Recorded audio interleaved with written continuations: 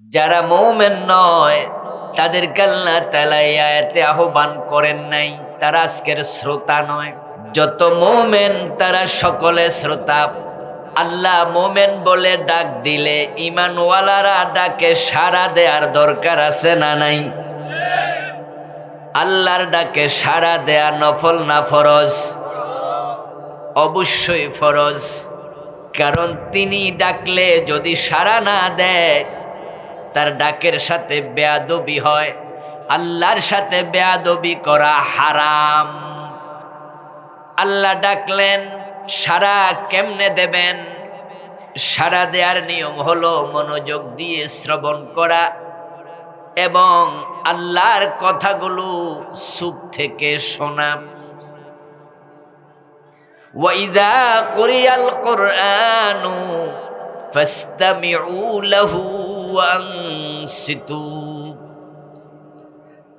কোরআন আল্লাহর কালাম। যখন কোথাও কোরআন থেকে তেলাওয়াত হবে, কোরআন পড়া হবে, কোরআন থেকে বলা হবে, আল্লাহ বলে আমার কালামগুলো মনোযোগ দিয়ে শোনো এবং চুপ করে থাকো। লাআল্লাকুম তুরহামুন, আশা করা যায় তোমরা মনোযোগ দিয়ে শুনলে, চুপ করে থাকলে রহমত নাজিল শুরু হয়ে যাবে। কোরআন হেদায়েতের একমাত্র কিতাব। যদি শ্রদ্ধার সাথে ভালোবাসা নিয়ে কোরআনের কাছে আপনি যান, কোরআন শোনেন, তাহলে আল্লাহ তাআলা কোরআনের মাঝে হেদায়াত রাখছে। কোরআনের ওসিলা হেদায়াত পাওয়ার সম্ভাবনা আছে। শর্ত হলো শ্রদ্ধার সাথে যেতে হবে, উন্মুক্ত মন নিয়ে। গিরিশচন্দ্র সেনও কোরআনের কাছে গেছে, অনুবাদ করছে, অনুবাদ লিখছে, কিন্তু কোরআন থেকে হেদায়াত নেয়ার শ্রদ্ধার সাথে মানসিকতা লালন করে নাই, যার কারণে গিরিশচন্দ্র সেন ঈমান লাভ করতে পারেন নাই। কোরআন পড়লেই হবে না, কোরআনের মাহফিলে আসলেই হবে না, কোরআন বললেই হবে না। কোরআন থেকে হেদায়াত পাওয়ার জন্য কোরআনের সাথে অন্তর মিলাতেই হবে।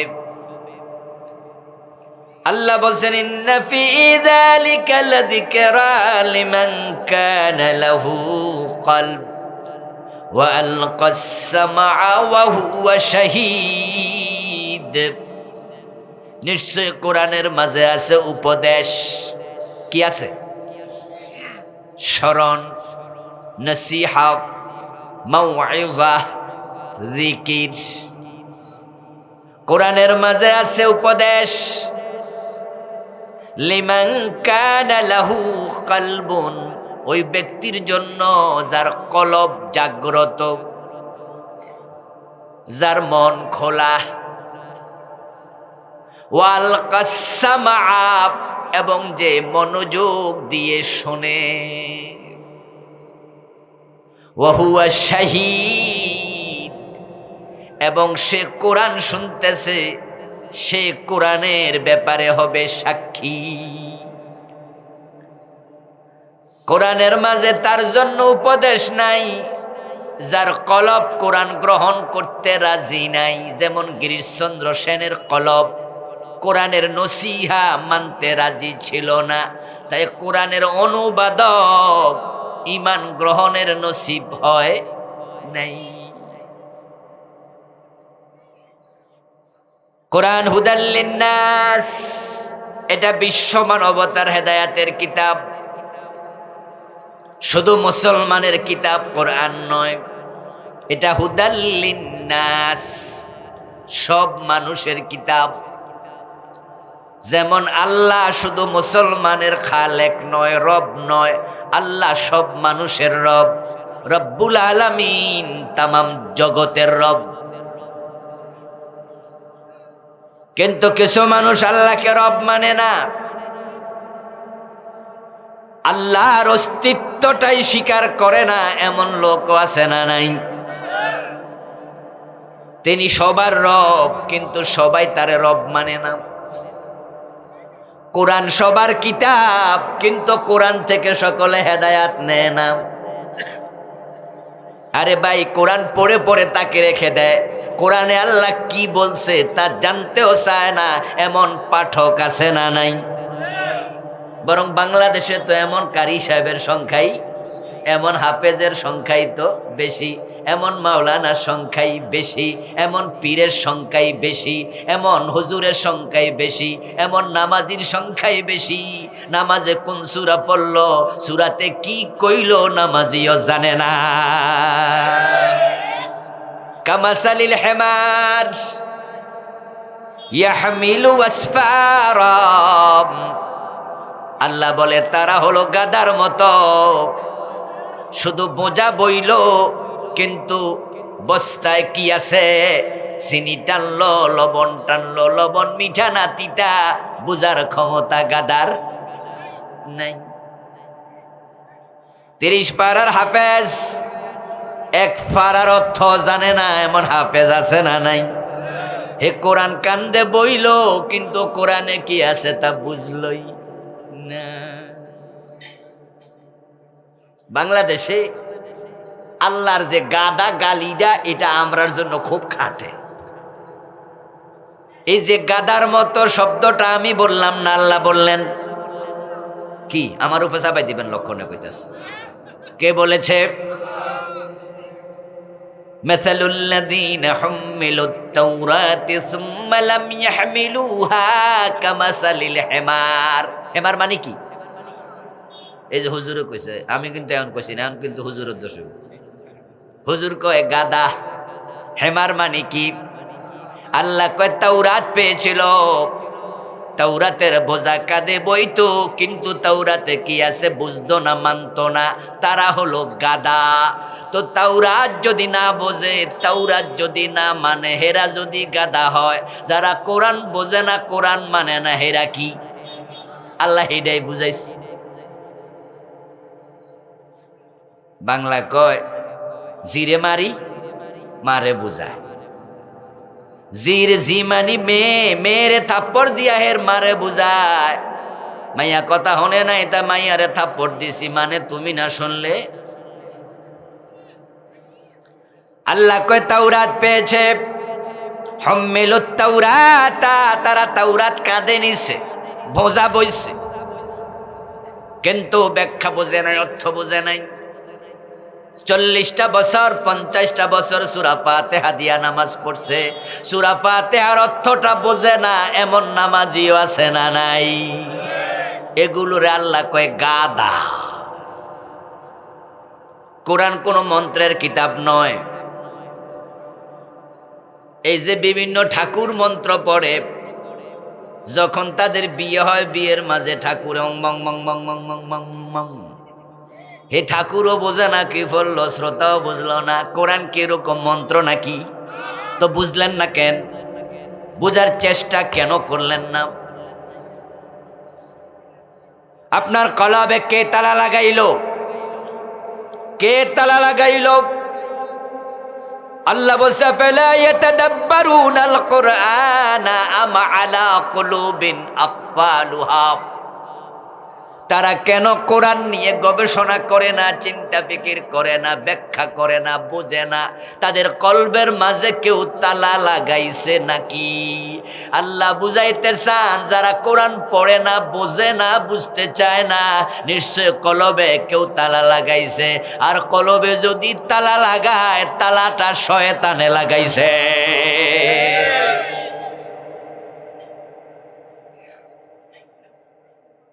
এখন কোরআন থেকে হেদায়াত নিতে চাইলে খোলা মন নিয়ে বসুন। কোরআনের কথা, আল্লাহর কথা যদি আপনার চিন্তার বিরোধী হয়, চিন্তাটা বাদ দেন। কোরআনের কথা যদি আপনার দলের বিরুদ্ধে হয়, সে দল বাদ দেন। কোরআনের কথা যদি আপনার পীরের বিরুদ্ধে হয়, সে পীর বাদ দিতে হবে, ঠিক নেই? কোরআন গ্রহণ করো, দল ছাড়ো। কোরআন গ্রহণ করো, নিজের চিন্তা ছাড়ো। কোরআন গ্রহণ করো, তোমার ভণ্ড পীর ছাড়ো। বাংলাদেশের লোকেরা না না না, আমার পীর সাহেব হুজুর ছাড়মু না।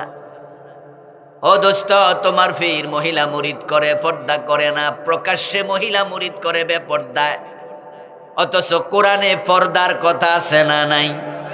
তোমার পীর পর্দা করে নাই, পীর ছাড়ো, কই জিনা হুজুর। আমনের চোখ আর আমার পীর সাহেব হুজুরের চোখ এক না, হুজুর ছাড়বো না। কোরআনের সাথে না মিলল, হুজুর ছাড়বো না। ও মিয়া, তোমার পীর প্রকাশ্যে সেজদা নেয়, আমি নিজে দেখছি তোমার পীর মানুষের সেজদা নিছে, তুমিও তো সেজদা মারছ। কয় হ্যাঁ। তো সেজদার মালিক, ইবাদতের মালিক শুধু কে? ওয়াকাদা রাব্বুকা আল্লা তা'বুদু ইল্লা ইয়্যাহ, ইবাদত হবে শুধু কার? তো পীরের পায়ে সেজদা দিলে এসব পীর ভণ্ড ছাড়ো, কয় জিনা, এটা তাজিমি সেজদা।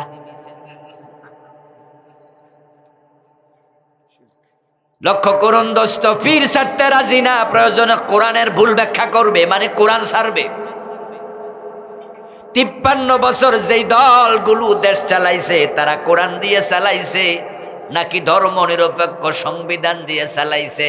প্রশ্ন যদি আসে তাহলে আমরা বলবো বাংলাদেশ কোরআন দিয়ে একদিনও চলে নাই, অথচ রাসূল মুহাম্মদ 10 বছর কোরআন দিয়া মদিনা চালাইছে। চালান নাই? হযরত ওমর যখন অর্ধ দুনিয়া চালান প্রেসিডেন্ট হয়ে, তখন মন মতো চালাইছে না কোরআন মতো? এখন 53 বছরের বাংলাদেশ কোরআন দিয়া কয়দিন চলছে?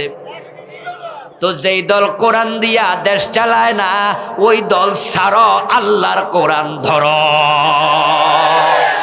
কয় না না, দল ছাড়বো না, বিভিন্ন ব্যাখ্যা দিব।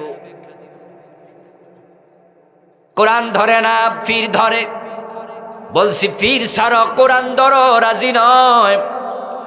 কোরআন ধরে না, দল ধরে, বলছে এমন দল ছাড়ো, কোরআন ধরো, রাজি নয়।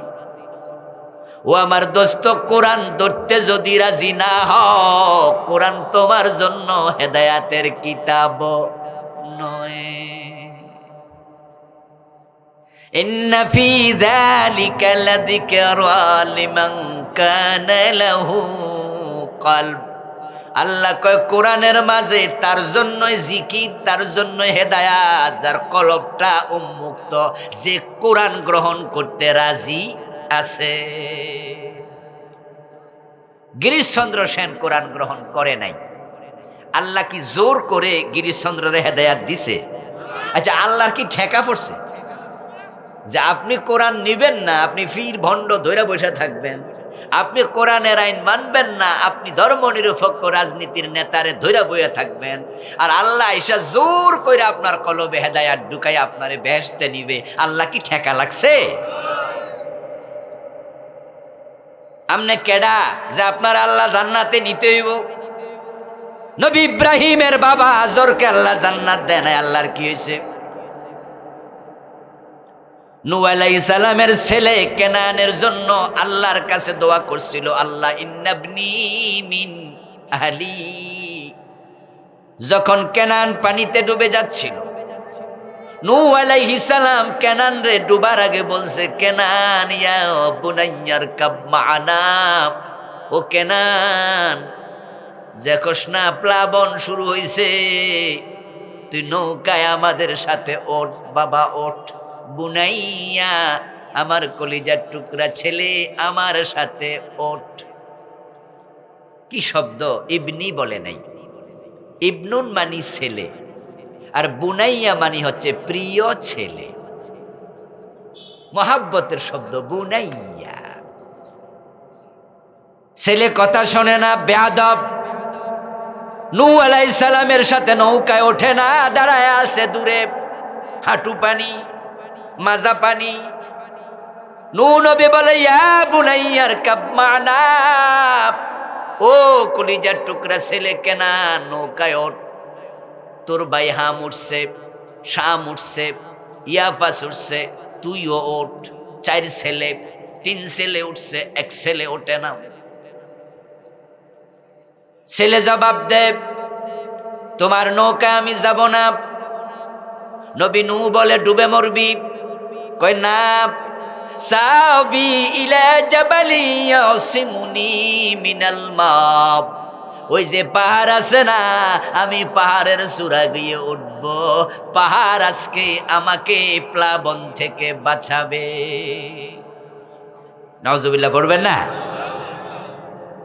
পাহাড় বাঁচাতে পারে? বাঁচায় কে?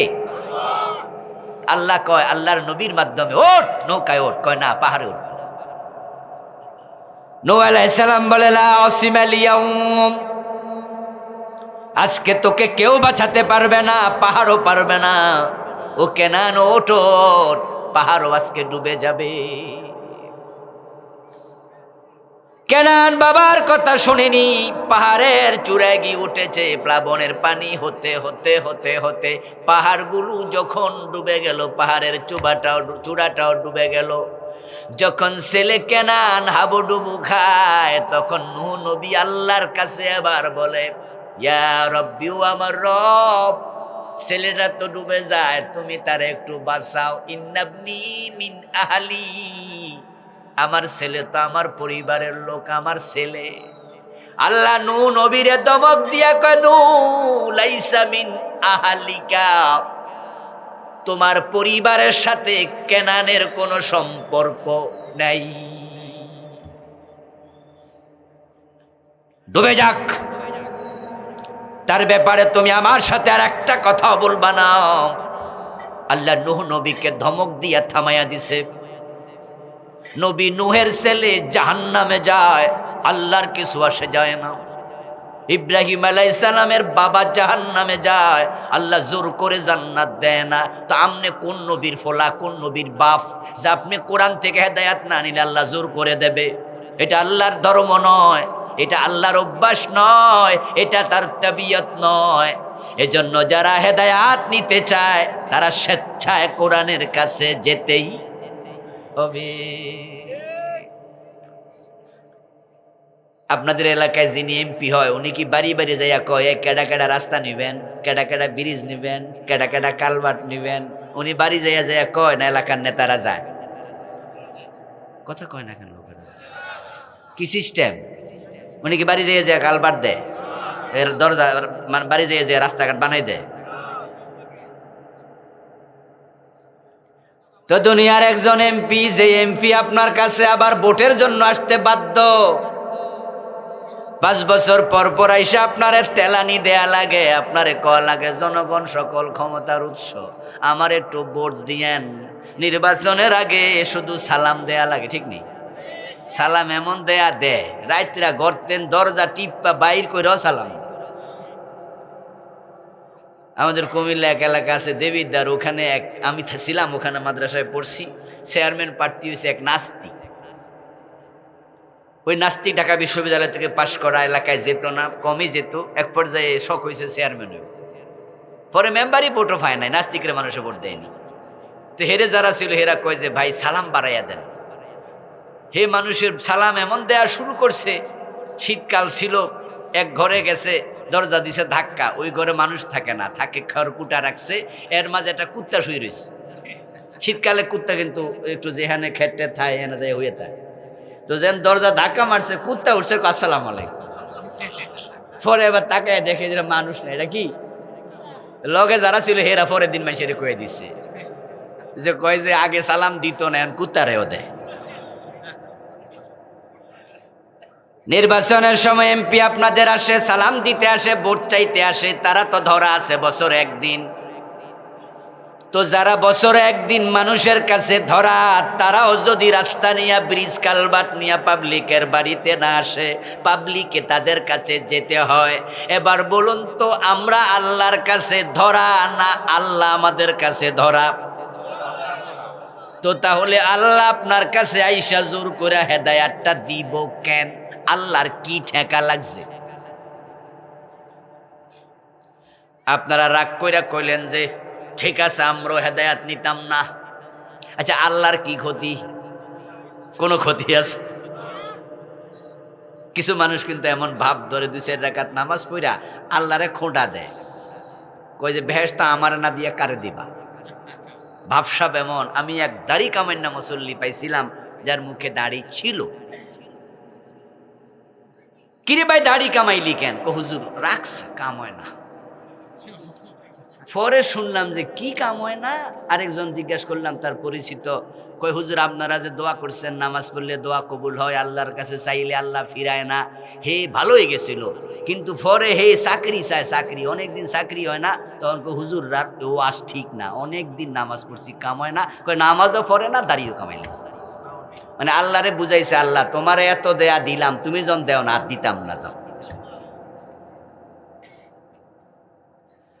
আল্লাহ কোরআনে বলে তাকফুরু আনতুম ওয়া মান ফিল আরদি জামিআ ফা ইন্নাল্লাহা লাগানিয়ুন হামিদ। সুবহানাল্লাহ পড়েন। দুনিয়ার মানুষ, বর্তমান পৃথিবীতে মানুষ আছে প্রায় 800 কোটি, তার মাঝে কাফেরের সংখ্যা প্রায় 600 কোটি, প্রায় না 600 কোটির বেশি, 250 কোটি মুসলমান, তাহলে 650 কোটির মতো কাফের। মুসলমান আছে ধরেন 200 কোটি, 600 কোটি কাফের। আল্লাহ এবার আমাদেরকে বলছেন তাকফুরু আনতুম, তোমরা যে 200 কোটি মুসলমান আছো, যদি তোমরাও কাফের হয়ে যাও, ওয়ামান ফিল আরদি জামিআ, জমিনে যত মানুষ আছে এরাও যদি কাফের হয়ে যায়, আমি আল্লাহর কিচ্ছু আসে যায় না। আল্লাহর একটা নাম আছে আস-সামাদ, কুল হুয়াল্লাহু আহাদ আল্লাহুস সামাদ। সামাদ শব্দের অর্থ হচ্ছে বেনিয়াজ, অমুখাপেক্ষী, যিনি কারো প্রতি ধারে না, তিনি স্বয়ং সম্পন্ন।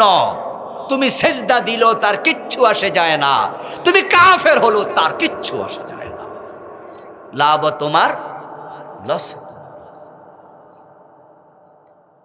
তাহলে এতক্ষণ পর্যন্ত যে ওয়াজ করলাম, এই ওয়াজ দিয়ে আমি বুঝাতে চাইলাম যে কোরআন থেকে হেদায়াত নিতে চাইলে হেদায়াত নেয়ার মানসিকতা নিয়ে কোরআনের কাছে যেতে হবে। আপনারা কোরআন থেকে হেদায়াত নিতে রাজি আছেন তো? এটা থাকেন, সবসময় থাকেন। আর আল্লাহর কাছে ইহদিনাস সিরাতাল মুস্তাকিম দোয়া যখন করবেন সূরা ফাতিহাতে, তখন এটা শুধু মুখের দোয়া যেন না হয়, অন্তর থেকে আসবে। আল্লাহ তুমি আমারে হেদায়াত দাও, হেদায়াত দাও, হেদায়াত দাও। হেদায়াতের চেয়ে দামি কোনো নেয়ামত পৃথিবীতে আর নাই, যেটা নবী মুহাম্মদ পর্যন্ত আল্লাহর কাছে প্রতিদিন চাইতেন। আমরা যে নামাজ ইহদিনাস সিরাতাল মুস্তাকিম পড়ি, রাসূল পড়ে নাই? কথা কয় না কেন আমার ভাইয়েরা? এই মাইকল আওয়াজ বাড়াও। রাসূলের দোয়া পড়তেন তো? সাহাবারা পড়তেন কিনা? আবু বকর, ওমর, ওসমান এই দোয়া পড়তেন। এই জন্য এই দোয়াটা আমরাও পড়বো এবং অন্তঃকরণ থেকে পড়বো, আল্লাহ হেদায়াত দেও। কারণ যদি হেদায়াত থেকে আপনার আল্লাহ সরাইয়া দেয়, হেদায়াত দেওয়ার জন্য দ্বিতীয় কোনো আল্লাহ আর নাই। জুমার দিন যে হুজুররা খুতবা পড়ে দেখেন, বলে মাইয়াহদিল্লাহু ফালা মুদিল্লা লা ওয়া মাইয়ুদলিলহু ফালা হাদিয়া লা। জুমাতে কিন্তু দেখবেন খুতবা এটা পড়ে। আমরাও আমাদের ভূমিকা এগুলো পড়ি। বাংলা অর্থ কি?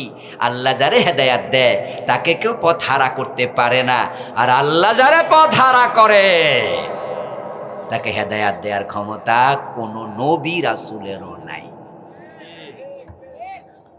যেমন কেনান, হযরত নূহ আলাইহিস সালাম কি ছেলেকে হেদায়াত দিতে চাইছে না? কেনান হেদায়াত নিছে, দেয় নাই, আল্লাহ দেয় নাই।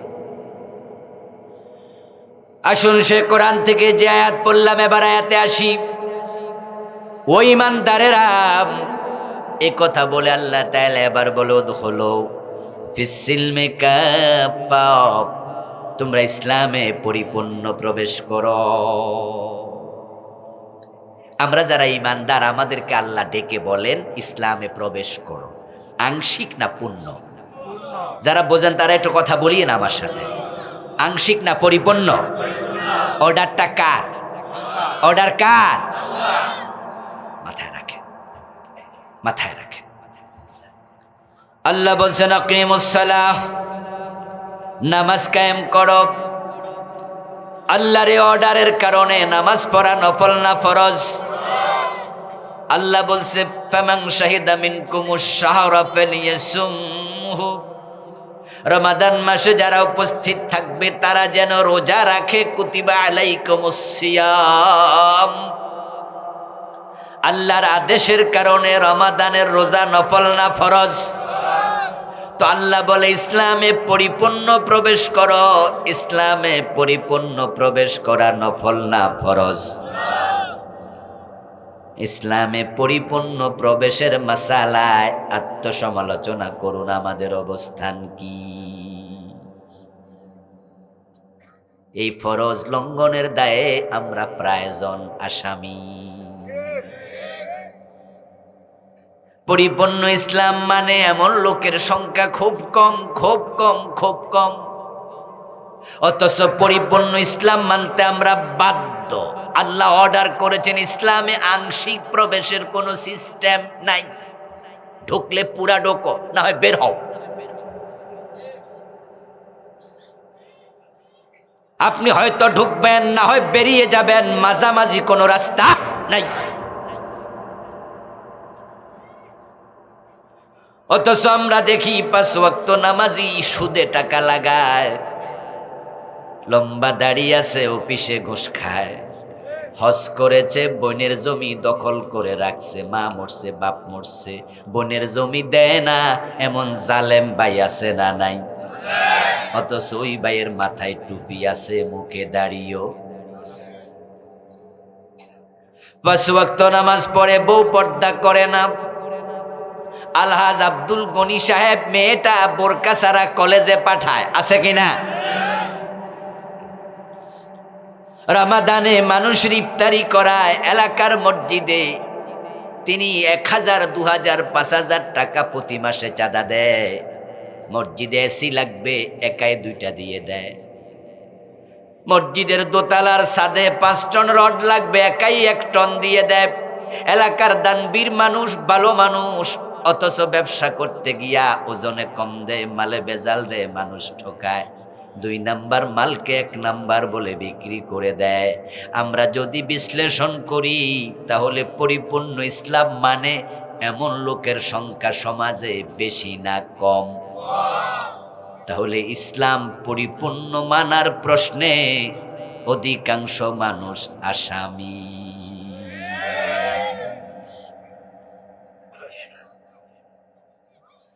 এই দেশের মানুষগুলো এই মাসআলায় যে আসামি, এ নিয়ে তাদের কোনো তাওবার অনুভূতিও নাই। ওরা মনে করে অসুবিধা নাই, কিছু তো মানি। হুজুররা ইসলাম রে শক্ত কইরা উপস্থাপন করে, সব বুঝি মানন যায়, আমরা তো পারতাম না।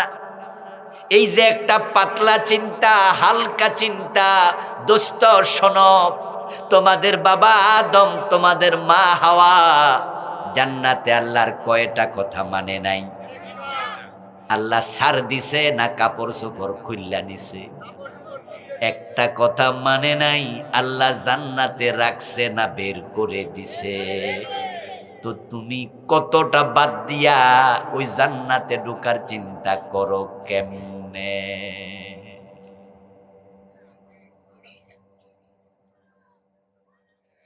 আদম আলাইহিস সালাম জান্নাতে আল্লাহর একটা মাত্র কথা শুনিনি, আর আপনি সুদ খাইতেছেন 6 মাস, 6 বছর, 10 বছর। সুদে টাকা লাগাইয়া তাবলিগ জমাতে চলে যায়, চিল্লা দিত গেছে। সুদে টাকা লাগাইয়া বেড়া মক্কা শরীফে হজ করতে গেছে সুদের টাকা দিয়া, এমনও আছে না নাই? গোশের টাকা দিয়া হজে গেছে। আল্লাহরে কয় লাভবাহিক, আল্লাহ কয় তাই বুঝি। লাভবাহিক কত কি? আল্লাহ আমি আইছি, আল্লাহ কয় কেডারে আইছি? এটা সকালবেলায় অফিসে গেছে, প্রতি ফাইলে সিগনেচার করলে 1000 টাকা, 500 টাকা। এমন কিছু অফিসার আছে ওদের ঘোষ রেট করা। সাব রেজিস্ট্রি অফিসে গেলে দেখবেন ওখানে যারা জমি দলিল করে, আপনারা খোঁজ নেবেন, জমি দলিল করতে গেলে ভেন্ডার হিসাব দেয়, বলে জমি লাগবে 2.5 লাখ টাকা দলিল করতে। তা আপনি বলবেন যে কোন কোন খাতে 2.5 লাখ একটু লেখা দেন, লিখে দিবে জমির এত টাকা হলো দলিল ফিস, এত টাকা স্ট্যাম্প ফিস, এত টাকা আমার খরচ, এত টাকা এই খরচ, সব মিলাইয়া 2,30,000, বাকি 20,000 টেবিল খরচ। যারা জমি টমি দলিল করছেন হেরে একটু হ্যাঁ হুয়া কইয়ে নারী, কিছু টেবিল খরচ নেয়নি? এটা হলো ঘোষ। টেবিলে খায় না টেবিলওয়ালা খায়? 10 টাকা দিছে, আচ্ছা দিল, টেবিল তো কথা কইতে পারে না, হেরে দোষ যা দেয় আর দিল, না হে চিৎকার দিয়া কইতো আমি একটিও খাই না। এখন টেবিলওয়ালা খায়, কোন টেবিলে কত 500, 1000 অমক তমক রেট করা আছে, প্রতি সিগনেচারে কতটা সিগনেচার দিছে, বেডা আবার হিসাবও রাখে। টাকা 2 পকেটে ঢুকায়, ঘোষের টাকা নিচ্ছে, অফিসার ঘোষ খাচ্ছে। শুধু সাব রেজিস্ট্রি অফিস না, যদি মামলা টামলা লইয়া থানায় যান, ঠেলায় পইরা বুঝবেন থানার মাটি পর্যন্ত কথা কইতে পারলে ঘোষ চাইতো। থানার যে বারান্দার মাটি আছে না, এরাও কইতো আমরাও কিছু দেন। থানার টেবিল চেয়ার পর্যন্ত ঘোষ চাইতো। এই যে আমরা বড় বড় বিল্ডিং বানাই না, এই বিল্ডিং যেখানে ফাঁস করে, যে বড় বড় অফিসগুলো আছে, ওই অফিসের মাটিও ঘুষ খাইতো যদি কথা কইতে পারত। কোন অফিসে নাই, কোন অফিসে ঘুষ নাই। আস্তাগফিরুল্লাহ। এই যে বিদ্যুৎ অফিস আছে না, আমার বন্ধু সেখানে যান, আপনার ফাইলে লড়বে না ঘুষ না দিলে। এই যে শিক্ষকরা আমরা বেতন পাই, মাদ্রাসার শিক্ষক, কলেজের শিক্ষক, স্কুলের শিক্ষক, যারা বেতন ছাড় দেয়, যারা ফাইল সামনে আগায়া দেয়, ও দোস্ত নিয়োগ থেকে ঘোষ শুরু, নিয়োগ থেকে ঘোষ শুরু। এটা কি হাই স্কুল? প্রাইমারি, যাক সরকারিটা আমি জানি না। এমপিওভুক্ত শিক্ষক নিয়োগ দেবেন, নিয়োগ থেকে ঘোষ। যে বেটা নিয়োগ দিতে আসবে ওই বেটারও ঘোষ দিতে, বেতন হওয়া পর্যন্ত ঘোষ। ও দোস্ত এই যে ঘোষের টাকা 2 পকেটে লইয়া তারপরে ফাইল সিগনেচার করছে করছে করছে, দুপুর বেলা আজান, হাইয়া আলাস সালাহ, মুয়াজ্জিন আজান দেয়। এবার অফিসার ক্লায়েন্টকে বলে, এই মিয়া দিলে তাড়াতাড়ি দেন, মসজিদে যামু।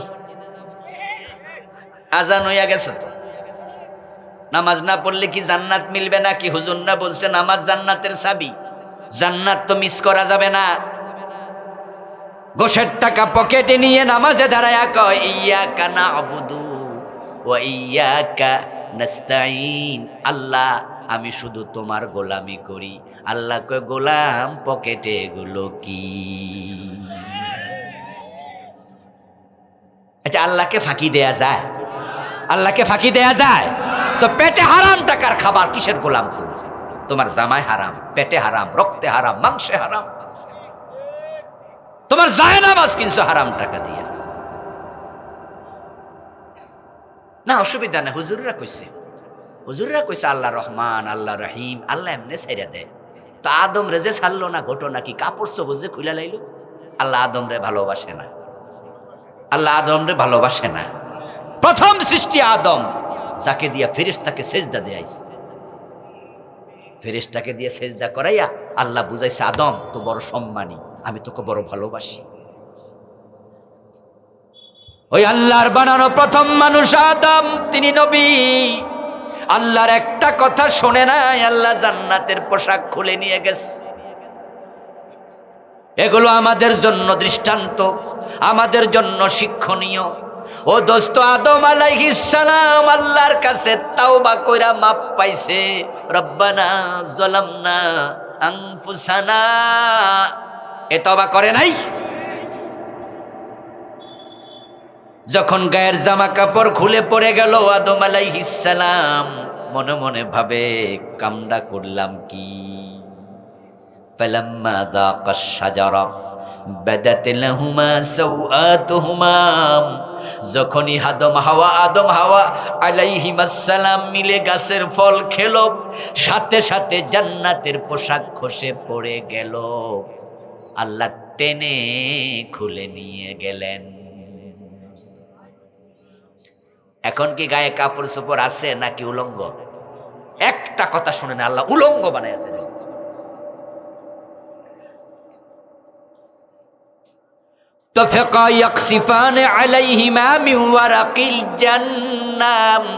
এবার জান্নাতের গাছের পাতা ছিঁড়ে নিজের লজ্জাস্থান আবরিত করছে, মনে মনে ভাবছে কামটা করলাম কি, এখন তো কাপড় চোপড়ও নাই, কিন্তু গুনাহ তো হয়ে গেল, অর্ডার তো লঙ্ঘন হলো।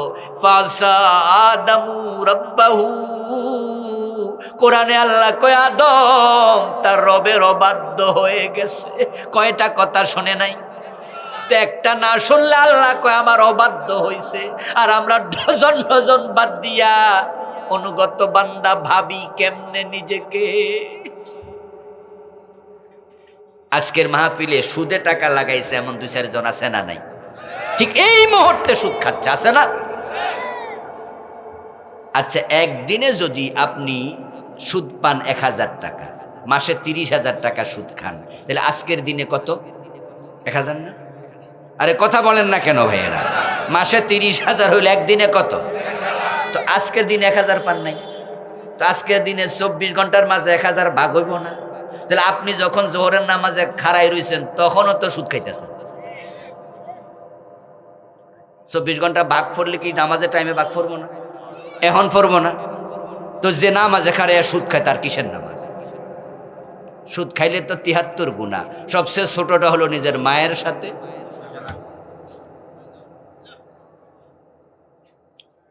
অদ্দিকা ইসলাম লই আল্লাহর কাছে যাবেন না। উদখুলু ফিস সিলমে কাফা, ইসলামে পুরা ঢোকো, পুরা।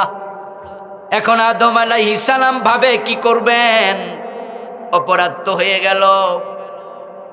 কম্পিউটারে দেখবেন মাঝে মাঝে, এই যে আজকের মাহফিলের পোস্টার বানাইছে, পিছনে ব্যানার বানাইছে, এই লেখাগুলো কম্পিউটারে লেখে নাই? কম্পিউটারে যারা কম্পোজ করে তাদের কাছে দাঁড়াবেন, দাঁড়ায় দেখবেন যে কম্পোজ করতে গেলে মাঝে মাঝে কিছু টিপে ভুল হয়ে যায়। লিখতে চাইছিল তলিবাস্য, হয়ে গেছে দন্তস্য। এখন বেডা তলিবাস্য লিখতে যাইয়া দন্তস্য লিখছে, ভুল হয়েছে। ভুল হওয়ার সাথে সাথে দেখবেন আরেক টিপ দিয়া ঠিক করে লাইছে। হে জানে কোনটা টিপ দিলে ভুল ঠিক হয়। এখন আদম তো ভুল করছে মাত্র কয়টা? কথা বলেন না, বলেন না, কয়টা? আচ্ছা, এর আগে কি ভুল করছিল নি? তো এই জন্য আদমে জানে ওনা কেমনে টিপলে ঠিক হয়, কারণ এর আগে তো ভুলই করে নাই। এখন মনে মনে ভাবছে কাপড় চোপড় তো নাই, এখন কি করি? মনের খবর জানে কে? আল্লাহ। নিশ্চয়ই, ইন্নাল্লাহ আলিমুন বিযাতিস সুদূর। ফাতালাক্কা আদামু মির রাব্বিহি কালিমাত।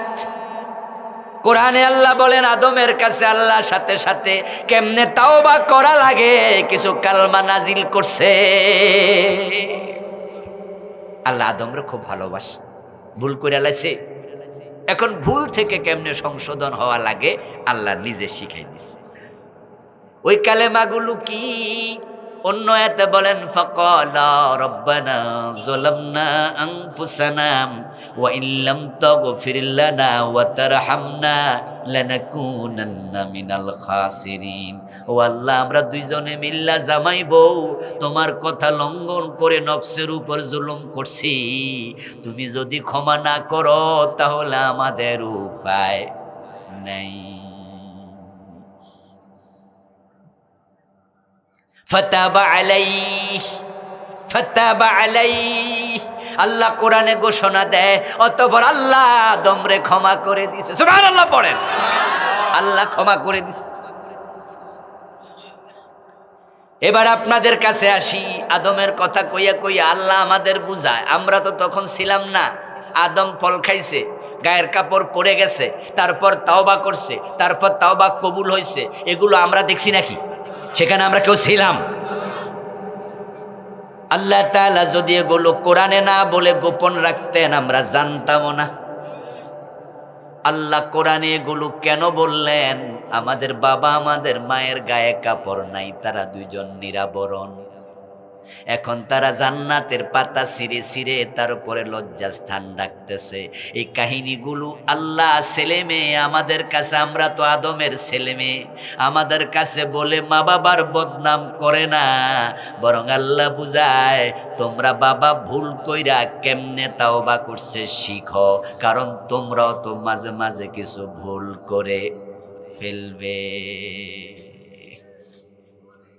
এখন আমরা যে ইসলামের বাহিরে কিছু কাম কইরা লাইছি, ওইগুলার জন্য আদমের মতো তাওবা করা দরকার আছে না নাই? তাওবা করছেননি? করছেন। আদম আলাইহিস সালাম তাওবা করলেন, কিন্তু আপনার খবর কি? এবার আরেকটা প্রশ্ন করি, যারা জানেন সবাই একটু জবাব দিয়েন। আদম আলাইহিস সালামের পরে কি আর কোনো ভুল করছে? তো আমরা তাওবা কইরা আবার ভুল কেন করি? এটা তো আদমের চরিত্র নয়। তাই আমাদের উচিত হলো যেই গুনাহগুলো আমরা করতেছি সেইগুলো ছেড়ে দিয়ে ভালো করে তাওবা করা, ঠিক নয় কি? তাহলে আল্লাহ আপনাকেও মাফ করবে, আমাকেও করবে। শুধু মাফ নয়, ইল্লা মান তাবা ওয়া আমানা ওয়া আমিলা আমালান সালিহা ফাউলাইকা ইউবাদদিলুল্লাহু সাইয়্যাতিহিম হাসানাত। কোরআনে আল্লাহ বলেন, যারা তাওবার মতো তাওবা করবে, ঈমান আনবে, সংশোধন হবে, নিজে ভালো আমল করবে, আমি শুধু গুনাহ মাফ করি না, গুনাহগুলাকে আমি সওয়াব বানায়া দেই।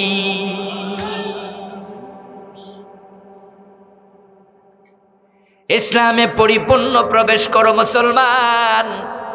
ঈমান আনসব, ঈমান আনলে কাম শেষ হয় না, ঈমান আনলে কাজ হয় শুরু। ইসলামে প্রবেশের জন্য ঈমান হলো গেট। এখন আমরা কালেমা পড়ে অনেক মুসলমানকে দেখি তারা মোটামুটি কামকর্ম শেষ করে ঈমান আনছে দাবি করে, 5 ওয়াক্ত নামাজ 1 ওয়াক্ত পড়ে না, এমন লোক আসেনি? ঈমান আনার পরে সে কাম শুরু করছে না শেষ করছে? এর কাম শেষ। রমাদানে একটা রোজাও রাখে না, এমন লোক এই দেশে আছে কিনা? তো সেই ঈমান আনলো, মুসলমান হওয়ার জন্য ইসলামে পুরা ডুববে দূরের কথা, এ তো রোজাই রাখে না, নামাজই পড়ে না। কান খোলে শোনো মুসলমান, যে নামাজ পড়ে না সে মুসলমানের পরিচয় দেওয়ার অধিকারী তার। মান তারাকা সালাতাম মুতাআম্মিদান ফাকাদ কাফারা। হাদিসে পাওয়া যায় যে ব্যক্তি ইচ্ছা করে নামাজ ছেড়ে দেয় সে কাফের হয়ে যায়, সে কুফরি করে। সহিহ মুসলিমে এসেছে, বাইনাল মারই ওয়া বাইনাল কুফরি ওয়াশ শিরকি তারকুস সালাহ। একজন ব্যক্তি মুমিন না মুশরিক, কাফের না মুমিন, তার পার্থক্যকারী শুধু নামাজ। যার নামাজ নাই তার ঈমান নাই। রাসূলুল্লাহ সাহাবারা বেনামাজিকে মুমিন ভাবতেন না, চুরি করলো কাফের বলতেন না, মদ খাইলো কাফের বলতেন না। ইন্না সাহাবা রাসূলিল্লাহি সাল্লাল্লাহু আলাইহি ওয়াসাল্লাম লা ইয়ারাউনা শাইআম মিনাল আমালি তারকুহু কুফরা গায়রাস সালাত। আব্দুল্লাহ ইবনে শাকীক আল-কাইলি প্রখ্যাত তাবী।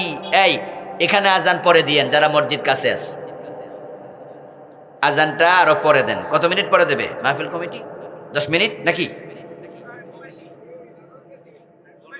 15 মিনিট? তাহলে 15 মিনিট পরে আজান দেন। কি আরো আধা ঘন্টা ওয়াজ শুনবেন? আচ্ছা দেখা যাক, তাহলে আজান তারা দেরিতে দেখ। হ্যাঁ, কাছে মসজিদ যিনি আছে মুয়াজ্জিন সাহেব, আপনি আজানটা একটু পরে দিন। আব্দুল্লাহ ইবনে শাকীক আল-কাইলি রাহিমাহুল্লাহ একজন প্রখ্যাত তাবী। উনি বলতেছেন রাসূলুল্লাহ সাহাবারা চুরি করলে তারা কাফের বলতো না, হাত কেটে দিত, মরে গেলে জানাজার নামাজ পড়তো। মদ খাইলে কাফের বলতো না, 80 বেত লাগাইতো, মরে গেলে জানাজার নামাজ পড়তো। গায়রাস সালাত, তবে যে নামাজ ছেড়ে দিত তাকে আর মুমিন ভাবতো না।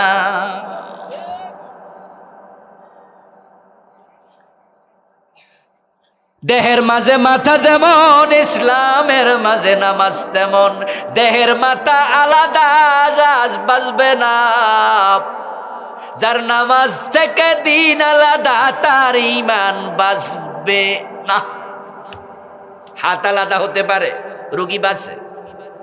পা কেটে ফেলছে, রোগী বাঁচে। মহিলাদের ব্রেস্ট ক্যান্সার হয়েছে, ব্রেস্ট কেটে ফেলে দিয়েছে, রোগী বাঁচে। কিন্তু কল্লা কাটছে, রোগী শেষ। অসুস্থ মানুষ, ইসলাম কয় রোজা আপাতত লাগবে না, তুমি সুস্থ হইলে রোজা রাখো। কয় হুজুর আমার বাবা তো সুস্থ আর হবে না, বয়স 90, এখন কি? আমরা বলি ফিদিয়াতুন তাআমু মিসকিন। কোরআনে আছে যে রোজা রাখতে পারবে না, অসুস্থ, একটা মিসকিনের খাবার দেবে, রোজা মাফ। রোজা ছাড়াও ঈমান বাঁচে। গরিব যদি হও তোমার যাকাত লাগবে না, যাকাত ছাড়া ঈমান বাঁচে।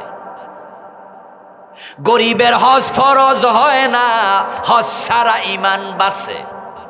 কিন্তু নামাজের দিকে তাকাও, গরিব হোক ধনী হোক, সুস্থ হোক অসুস্থ হোক, নামাজ মাফের কোনো সিস্টেম নাই। মাথা ছাড়া দেহ বাঁচে না, নামাজ ছাড়া ঈমান বাঁচে না। দাঁড়াইয়া পারো না, বসে পড়ো, বসে পারো না, শুইয়া পড়ো, শুইয়াও লড়তে পারো না, তুমি ইঙ্গিতে পড়ো। ওযু করতে পারো না, তুমি তায়াম্মুম করো। নামাজ মাফের কোনো সিস্টেম।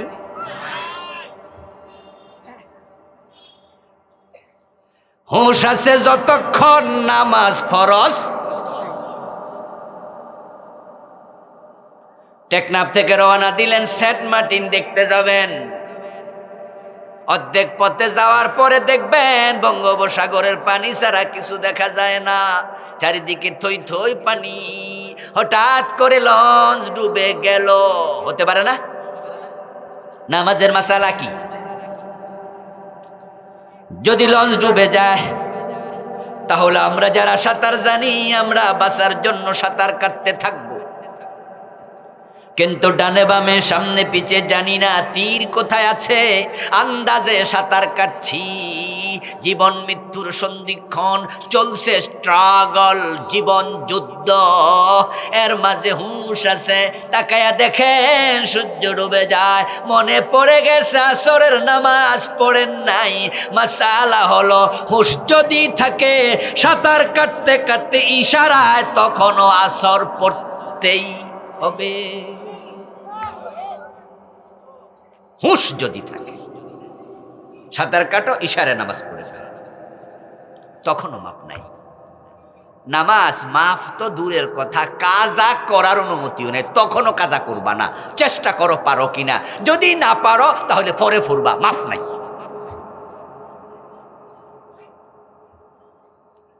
কাজা হবে শুধুমাত্র 3 কারণে, মাফের কোনো সিস্টেম নাই। কথা বুঝেননি? মাফের কোনো, হজ মাফ হবে গরিব, যাকাত মাফ হবে গরিব, রোজা মাফ হবে অসুস্থ। নামাজের মাফের কোনো সিস্টেম ইসলামে নাই, যেমন কল্লা আলাদা করার সিস্টেম নাই।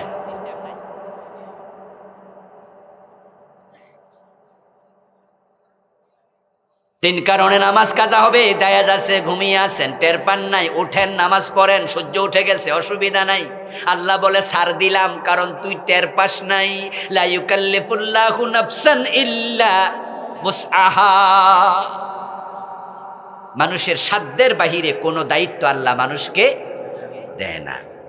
রাসূলুল্লাহ সাল্লাল্লাহু আলাইহি ওয়াসাল্লাম তিনি যুদ্ধের মাঠ থেকে বাড়িতে ফিরছেন। এই মাইকওয়ালা আওয়াজ বাড়াও, বুঝলাম আওয়াজ বাড়া ঠাস ঠাস করে হয় না কেন? রাসূলুল্লাহ ফিরছেন, পথিমধ্যে তিনি তাবু খাটালেন, সাহাবারাও বিশ্রাম নিচ্ছে। রাত্রিবেলা, মধ্যরাত, হযরত আলীকে রাসূল দায়িত্ব দিলেন, আলী আমরা কিন্তু ঘুমাচ্ছি, ফজরের টাইমে তুমি ডাক দিও। এখন তো আমরা মোবাইলে অ্যালার্ম দিয়া ঘুমাই, ঠিক না? গড়ির মাঝে অ্যালার্ম দেই, তখন কি মোবাইল ছিল নি? রাসূল বলছে, আলী এই তোমার দায়িত্ব দিলাম, তুমি ফজরের টাইমে আমাদের ডাইকা তুলিও। হযরত আলী রাদিয়াল্লাহু তাআলা আনহু ভাবলেন যে আমি এখন তাহলে দায়িত্ব পাইলাম, কি করি? উনি ওঁটটাকে পূর্বমুখী করে, সূর্য যেদিকে ওঠে ওই দিকে করে ওঁটটা দাঁড় করালেন। দাঁড় করাইয়া উনি ওঁটের পিঠের মাঝে বসে থাকলেন। ভাবতেছেন যদি সূর্যের আলো পূর্ব দিক থেকে আসবে তখন কিছুটা রাত কমলে তো ওদিকটা আগে একটু হালকা ফর্সা হয়ে উঠবে, তখন আমি বুঝবো যে শবে সাদেক। আলী বসে আছে ওঁটের পিঠে, রাসূলুল্লাহ সাহাবারা ঘুমাচ্ছেন। সূর্যের কিরণ রাসূলের চোখে লাগলো, আল্লাহর হাবিবের সবার আগে ঘুম ভাঙল। রাসূলুল্লাহ দেখে যে সূর্য মোটামুটি আরো 20-30 মিনিট আধা ঘন্টা আগে উঠছে। তো সূর্যের কিরণে যখন উনার ঘুম ভাঙলো, উনি হযরত আলীর দিকে তাকাইলেন, দেখেন যে ওটের পিঠে বইয়া আলীও ঘুমাইতেছে। তো যারা দায়িত্ব দিছিলেন বেড়াই খেত খাইছে, আর বেড়া দিছে কি লাগা? খেত বাঁচানোর লাগে, বেড়া খেত খাইলে আলী ঘুমাই গেছে। এই আলী! হযরত আলী তো উঠছে, কি করলা? আলী বলে, হুজুর সরি, আপনি যার কাছে পরাজিত হয়েছেন আমিও তার কাছে। মানে ঘুমে আপনারে যেমন শোয়াই দিছে, আজকে ঘুমে আমারেও শোয়াই দিছে। হুজুর আমি তো বইছিলাম, আমি বালার লাগিয়া নেই আনে ঘুমাইছি। আল্লাহ রাসূল বললেন যে ঠিক আছে, এই উপত্যকায় আমরা ফজর পড়ব না, এখানে শয়তানের প্রভাব আছে, চলো পাশে গিয়ে পড়ি। তাহলে ঘুমাইলে মানুষ যখন নিস্তেজ হয়ে যায় তখন তার অধিকার তার উপর আর থাকে না, তখন সে আল্লাহর জিম্মায় চলে যায়। এই জন্য ঘুমিয়ে যদি নিজের অজান্তে নামাজ কাজা হয়, আল্লাহ এর জন্য পাকড়াও করবেন না। এটা হলো এক কারণ। তাহলে আজকে এই ওয়াজ শুই না, এখন থেকে বেশি করে ঘুমাই থাকবেন, ঠিক না? আজাদ হুজুর কয়ে গেছে ঘুমাইলে, এরকম নাকি? এটা হলো নিজের অজান্তে, সে সতর্ক ছিলেন অনিচ্ছা। অনেকে এমন শুনি ফজরের নামাজ প্রতিদিন 7টা বাজে 8টা বাজে পরে, কারণ কি? হাদিসে পাইছে ঘুমাইলে অসুবিধা নয়। ইন্না লিল্লাহ, কি হাদিস বুঝছে? বরং একটি হাদিসে আছে, আমি তো নামাজ নিয়ে বই লিখছি, হ্যাঁ, হাদিসের বৈচিত্র্যে পূর্ণাঙ্গ নামাজ, নামাজের ত্রুটি বিচ্যুতিগুলো হাদিস নিয়ে লিখছি। আলহামদুলিল্লাহ, আমার লেখা 8টা বই আছে, ড্রাইভারের কাছে আছে, যাওয়ার সময় নেবেন, খুব জরুরি বইগুলো। এর মাঝে একটা হাদিস লিখেছি। এক ব্যক্তি রাসূলকে প্রশ্ন করলো, ইয়া রাসূলুল্লাহ, আমি আজকে সকালে ফজরের নামাজ ঘুমের কারণে পড়তে পারিনি। রাসূলুল্লাহ বললেন যে তোমার কানের মাঝে শয়তান প্রস্রাব করে দিছে, এজন্য তুমি আজান শুনতে পাওনি। আজান হয়েছিল, আজান শোনো নাই, শয়তানের প্রভাব। আর যে উপত্যকা রাসূল নামাজ কাজা করছেন সেখানে আজান দেয় আর কেউ নাই, যে আজান দিব হেও তো ঘুমাইতেছে, সাহাবারাই তো আজান দেব নাকি? এ তো সবাই মিললে ঘুমাইছে। এজন্য আপনি ভাববেন না ইচ্ছা করে ঘুমানো যাবে, ইচ্ছা করে ঘুমাইলে আল্লাহ শক্ত করে দেবে। 2 নাম্বার, যদি মানুষ ভুলে যায়, এমন ব্যস্ত কখন যে জোহরের টাইম চলে গেল, আসরের আজান হলো, টেরি পান নাই। এমন ব্যস্ত ছিলেন কখন যে মাগরিবের সময় চলে গেল, টের পান নাই। যদি ভুলে যান, আল্লাহ মানুষকে ভুলে যাওয়া বস্তুর জন্য পাকড়াও করে। 3 নাম্বার হলো, যদি কেউ বেহুশ হয়ে যায়, কিছুক্ষণের জন্য বেহুশ ছিলেন, এমন যদি হয় যে 4-5 ওয়াক্ত 2 দিন 3 দিন বেহুশ, ওই কয় ওয়াক্ত আলেমরা বলেন যে কাজা করা লাগবে না। কিন্তু নামাজের ওয়াক্ত পেয়েছিলেন, জোহরের নামাজের ওয়াক্ত এখন হয়ে যায় 12টার দিকে, 12টা বাজার 5-10 মিনিট আগে হয়ে যায়। কিন্তু বাংলাদেশে নরমালি আমরা জোহরের নামাজ জামাত কয়টায় পড়ি? 1:15 বা 1:30। ওয়াক্ত হয়েছিল কি 1:15 আরো আগে, 12টা। যদি কোনো ব্যক্তি 12:30 বাজে বেহুশ হয়, তাহলে সে কিন্তু জোহরের ওয়াক্ত পাইছিল। সে এখন বেহুশ ছিল লাগাতার ধরেন 2 দিন 3 দিন। এই 3 দিনের নামাজ কাজা করা লাগবে কিনা? একদল আলেম বলেন লাগবে না, কারণ যেহেতু এই টাইমে তার উপর নামাজ ফরজি ছিল না। আরেক দল আলেম বলেন যে না, যদি হিসাব রাখতে পারে আদায় করে নে। কিন্তু ওই জোহরটা যেটা সে আধা ঘন্টা 1 ঘন্টা সুযোগ ছিল পড়ার, পরে নাই, এটা কাজা করতেই হবে। এটা কাজার অধীনে 3 কারণের এক কারণ, সেটা হলো বেহুশ হওয়া। এই 3 কারণ ছাড়া নামাজ কাজাই করা যায় না, আর বাদ দূরের কথা। নামাজ বাদ দিলে ঈমান চলে যাবে। আমার প্রিয় ভাইয়েরা, ইসলামে পরিপূর্ণ প্রবেশ করো। অদ্দিকা ইসলাম নিয়ে আল্লাহর কাছে যেও না। আমরা যেতে চাচ্ছি, হ্যাঁ রেডিও হইছি অনেকে, নামাজ কালাম না পইরাও জান্নাতের কাঁঠাল খাবে, মুছে তেল দে কষ যেন না লাগে। দোতরা কাঁধে নিয়ে দোতরা বাজায়া গান করে, নামাজ না পড়লে কি হয়েছে, অসুবিধা নাই, কারণ আছেন আমার মুক্তার, আছেন আমার ব্যারিস্টার, শেষ বিচারের হাইকোর্টেতে তিনি আমায় করবেন পার। হুজুর কইছে, হুজুর আমারে সারা বেহেশতে যাবে না। হাফেজ সাহেবের বাপ দোকানে বইয়া বিড়ি টানে। ঘটনা কি? হুজুর কইছে হাফেজ ছেলে 10 জন সুপারিশ কইরা। কি ভাই হুজুর আওয়াজ করছে না যে হাফেজ সাহেব কয়জন সুপারিশ করবো? তাহলে আমি বাপ, আমার সিরিয়াল নাম্বার কত? তো বিড়ি কিছু খাইলে অসুবিধা আছে? হাফেজ সাহেবের বাপ দাড়ি কামায়, হাফেজ সাহেবের বাপ নামাজ কাজা করে।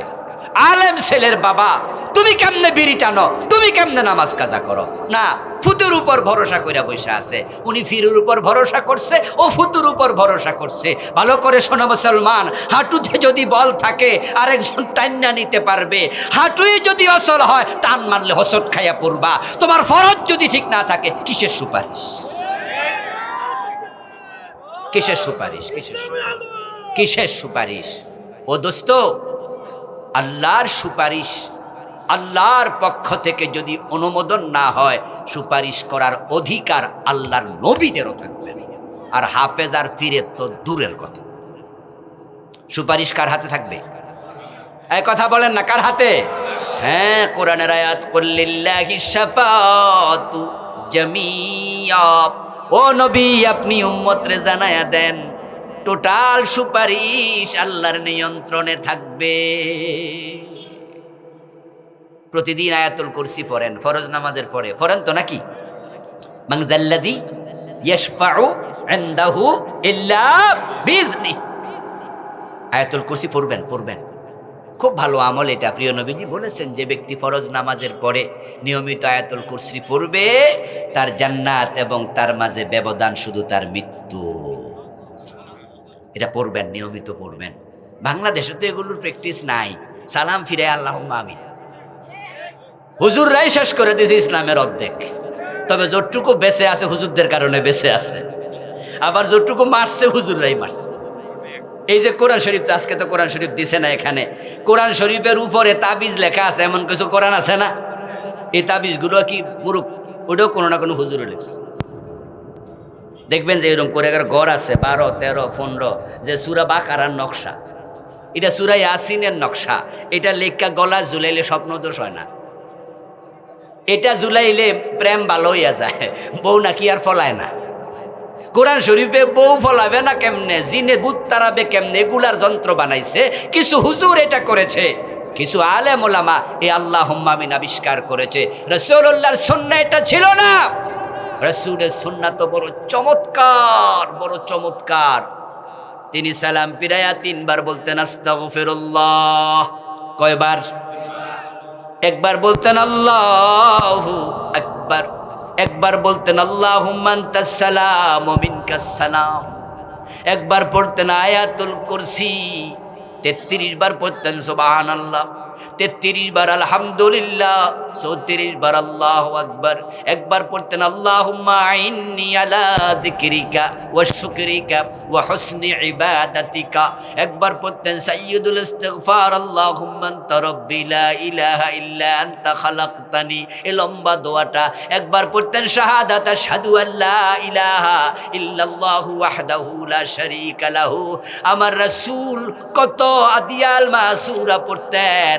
এখন বাংলাদেশে রাসূলুল্লাহর সুন্নাহগুলো মরে গেছে। এগুলো দাফন কাফনের ব্যবস্থা করছে কিছু ইমাম সাহেব হুজুর। সালাম ফিরে আল্লাহুম্মা আমিন কইছে, এরপর মুখ মুছা দিছে। রাসূলের শিখানো এই দোয়াগুলো হুজুরও পড়ে না, মুসল্লিও পড়ে না। হুজুররা যদি সিদ্ধান্ত নেয় যে আমরা আজ থেকে সালাম ফিরাইয়া 5 মিনিট লাগাইয়া, 3 মিনিট লাগাইয়া, 4 মিনিট 5 মিনিট লাগাইয়া আমরা এই দোয়াগুলো পড়বো, তাহলে কি জোর কইরা কে মুনাজাত করাইতে পারবো? আপনাদের মসজিদে বলবে যে হুজুর মুনাজাত করেন না, আপনি কইবেন যে করবো না, কইছি নাকি তুমি বইও 5 মিনিট পরে পড়বো। আগে এগুলো ফইরালো, ঠিক কি না? 4-5 মিনিট পরে এবার আল্লাহুম্মা আমিন কোন দেখবেন যে মুসল্লি অর্ধেক আপনার লগে নাই, সুন্নাত করে এমনি গেছে। সিস্টেম আপনি চালু করে দেন, কেন আপনি করলেন না? এখন আল্লাহুম্মা আমিন কইছে। এমনও হয়েছে, আমি কয়দিন আগে এক জায়গায় নামাজ পড়ছি, নামাজে এই 2-3 দিন আগে মাগরিবের নামাজে গিয়ে দেখি জামাত শেষ, আমি আমার গাড়ির ড্রাইভার আর সফর সঙ্গীর নামাজে খাড়াইলাম, আর হুজুর মাগরিবের পরে কোরআনের তালিম দিতেছে, এমন জোরে জোরে চালাইছে আমার সূরা ধাক্কার লগে ছুটে যায়। আচ্ছা যাক, কোরআন শিখাচ্ছে শিখাক, কিন্তু আল্লাহুম্মা আমিনের ধাক্কা তো মাঝে মাঝে সূরা ছুটে যায়, যায় না? যে হুজুর তো আল্লাহুম্মা আমিন মাইকে চালাইছে, আর পিছনে যাদের 1-2 রাকাত ছুটে গেছে তাদের উফাইটা কি হইতাছে? আচ্ছা এই যে হুজুর আল্লাহুম্মা আমিন কইলো, এটা কি ফরজ ওয়াজিব? হুজুরও কয় যে না, এটা এমনি, এটা সুন্নত বা মুস্তাহাব। তো যে বেটা কেরাত পড়ে এটা কি সুন্নত না ফরজ? তা আমনের মুস্তাহাবের ধাক্কা যে বেটার ফরজ ছুটে যায়। ওরে বাবা রে বাবা, আবার তো মসজিদের সভাপতির মার এসো জান্নাতুল ফেরদাউসে দিয়াই, এতে করে বেতন বাড়বো। হুজুর দোয়া লম্বা করে দিলে সেক্রেটারিও কইব যে হুজুরটা খুব বালা হুজুর, যে আমার মা বাবারে বেহেশতে না ফাটাইয়া একদিনও দোয়া শেষ করে না। কিছু কিছু আলেম বলে হুজুর না, আমরা তো বুঝাছে, তাই আমরা কি করি, আমরা জোরে আওয়াজ করি না। মাগরিবের নামাজে সালাম ফিরাইয়া এমন মসজিদও পেয়েছি শুধুমাত্র আল্লাহুম্মা আমিন বলে 30 সেকেন্ড চুপ থেকে আবার বলে আমিন। উনি কি দোয়া করছে আমরা শুনি নাই, তাই ডিস্টার্বও হয় নাই, কিন্তু আমরা শ্রোতারা হুজুর যখন আমিন কইয়া মুখ মুছলো, আমরাও কইছি আমিন। আমিন শব্দের অর্থ হলো আল্লাহ কবুল করো। তো আল্লাহ জিগায় উনি কি কইছে তুই হুনসতনি, কোনটা কবুল করতাম? এই যে হুজুর কইলো আমিন, তো হুজুর তো বুঝে শুনে কইছে, যা কইছে তা আমিন, কিন্তু আমরা যারা শ্রোতা আমরাও তো কইছি হ্যাঁ আল্লাহ কবুল করেন। তো আল্লাহ কয় কোনটা, তুই হুনসতনি, হে কি কইছে? কয় না, অতি বিশ্বাসে কইছি হুজুর যা কইছে সেইটাই কবুল করেন যান। এখন হুজুর যদি এমন দোয়া মারে যে দোয়া সভাপতির বিরুদ্ধে, এই সভাপতির জ্বালা 2 বছর বেতন বাড়ে না, আল্লাহ তার সভাপতিগিরি ক্যান্সেল করো। হুজুর সভাপতিও কয় আমিন। এবার কি হইল? বুঝাও আমিন না বুঝাও আমিন, চলছে গাড়ি যাত্রা বাড়ি। আমার প্রিয় ভাই বলছিলাম মান যাল্লাযী ইয়াশফাউ ইনদাহু ইল্লা বিইযনি, আয়াতুল কুরসিতে আছে আল্লাহর সামনে আল্লাহর অনুমতি ছাড়া সুপারিশ কে করবে? তাহলে সুপারিশ কার হাতে? ও হাফেজ সাহেবের বাবা, মাওলানার বাবা, ছেলে হাফেজ হয়ে গেল তুমি জান্নাতি, এত সহজ না। ইসলামে পরিপূর্ণ প্রবেশ করুন। এবার প্রশ্ন হতে পারে মাওলানা আবুল কালাম আজাদ বাশার, ইসলাম তাহলে বুঝি পুরা আমনে মাইনা লাইছেন? আমি বলি দোস্ত রে, দিন পরিপূর্ণ মানা কঠিন বিষয়। আমার বাবা আদম যেখানে ধরা পড়িয়া গেল, ওখানে আমরা তো ছেলে। ইসলাম পরিপূর্ণ মানা সহজ নাম, কিন্তু আদম নবীর শিক্ষা হলো যেখানে ঠেকবা সেখানে তাওবা করতে দেরি করবা না। আমরা যারা ভুল করে ফেলছি, সুদে টাকা লাগাই ফেলছি, আজকে যদি সিদ্ধান্ত নেই যে আজ থেকে আর সুদ খাবো না, আমি তাওবা করব, এ সুযোগ আছে না নাই? তো এটা করেন না, এটা করেন, এটা করেন। যারা ওজনে কম দিচ্ছেন, আজ থেকে সিদ্ধান্ত নেন যে না, আমি এখন থেকে আর আল্লাহর শুকরিয়া, আল্লাহর কসম, আল্লাহ তোমার কাছে সাহায্য চাই, আমার তৌফিক দাও, আমি এখন থেকে ওজনে আর কম দেব না। সম্ভব না এই সিদ্ধান্ত নেয়া? এটা নেন। যাদের কাছে বোনের জমি আছে, ভাইয়ের জমি আছে, আজকে দিয়ে দেন, সিদ্ধান্ত নেন, বোনকে ডাকেন বাড়ি যাইয়া যে বোন তোমার জমি তুমি নিয়ে যাও, আমি আর রাখবো না। সুযোগ আছে না? আপনি সিদ্ধান্ত নেন, পারবেন তো তাওবা করেন। আল্লাহর দরবার দরজা খুলে বসে আছে, আল্লাহ অপেক্ষা করতেছে। মরুভূমির পথে চলতে গিয়ে যদি কারো ওঁট হারিয়ে যায়, যে ওঁটের পিঠের মাঝে তার পানি এবং খাবার ছিল, 100 কিলোমিটারের দূরত্বে যাত্রা ছিল, এমন জায়গায় থেমেছে যেখানে ঘর বাড়ি গাছ গাছল কিচ্ছু নাই। মরুভূমির পথে চলতে চলতে ক্লান্ত শান্ত পথিক উনার ওঁটটাকে একটা পাহাড়ের গুহা একটা জায়গায় দাঁড় করিয়ে দিয়েছে। দাঁড় করিয়ে তিনি এলিয়ে পড়লেন সামান্য বিশ্রামে, উঠে দেখেন যে ওঁটটা নাই, হেঁটে কোথাও চলে গেছে। নবীজি সাল্লাল্লাহু আলাইহি সাল্লাম বলেন, হারানো ওঁট যে পথিক হারিয়েছে সে জানে তার খাবার এবং পানীয় ওটের পিঠে 100 মাইলের দূরত্ব, ঘর বাড়ি নাই, পিপাসায় মরা ছাড়া আর কোনো উপায় নাই। নবীজি বলেন, লোকটা ওট খোঁজার জন্য পাহাড়ের চূড়ায় ওঠে, এখানে যায় ওখানে যায়, চারিদিকে তাকায়া দেখে ওট কই, কিন্তু পায় না। না পাইয়া এক পর্যায়ে হতাশ হয়ে গেল, নিজের চোখে নিজের মৃত্যুকে দেখতে পাচ্ছে মনে হয়। ঠিক আগের জায়গায় এসেছে যেখানে ওটটা সে রেখেছিল, বেঁধেছিল পাহাড়ের পাথরের সাথে। এসে আবার বসলো, চানসান করতে করতে আবার ঘুমাইয়া গেল, চোখ বন্ধ হয়ে গেল, ক্লান্ত দেহ। চোখ খোলার পরে সে দেখতে পায় তার হারানো ওট নিজে নিজে ফিরে এসে পাশে দাঁড়াইয়া আছে।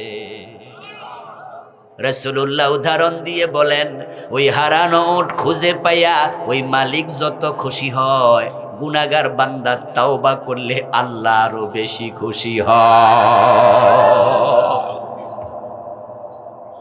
আল্লাহ আমার বান্দাটা হারাই গেছিল, আমার বান্দা আমার কাছে আবার ফিরে আসছে।